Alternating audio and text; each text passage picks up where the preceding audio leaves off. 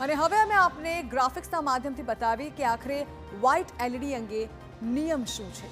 તો સૌથી પહેલાં તો વાહનમાં કંપની સિવાયની વધારાની એલઈડી કે બાર કે પછી ફ્લડ લાઇટ ગેરકાયદે ગણવામાં આવે છે।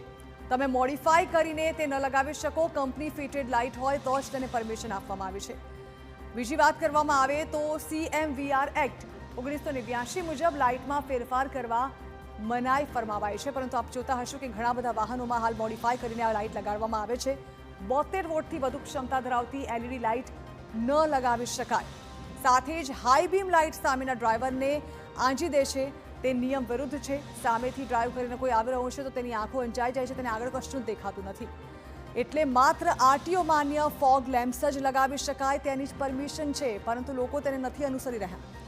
પ્રોજેક્ટર ફોગ લેમ્પ્સ જમીન પર પ્રકાશ રાખે તે માન્ય છે, પરંતુ તમે મોડિફાઈ કરીને જો આ લાઇટ લગાવવામાં આવી હશે તો તે સીધી જ આંખોમાં જશે, જેને કારણે આગળનું કશું જ નહીં દેખાય, બ્લર થઈ જશે અને જેને કારણે અકસ્માતોનો ડર વધે છે।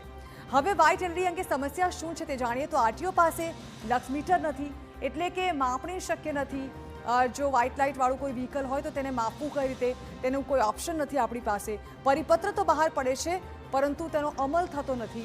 અમલ કરવા માટે સ્ટ્રિક્ટ એક્શન લેવાની જરૂર છે। સાથે જ આપણે જણાવી દઈએ કે હાલ ખાનગી વાહનોમાં બેફામ હાઈ પાવર એલઈડી વાપરવામાં આવી રહ્યા છે।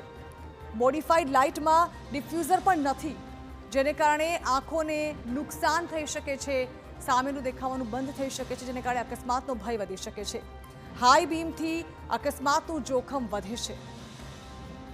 સાથે ખાસ કરીને રાત્રે આ તકલીફ વધી જાય છે અને સૌથી વધારે વૃદ્ધો માટે આ લાઇટ જે છે તે વધુ ખતરનાક ગણવામાં આવી છે।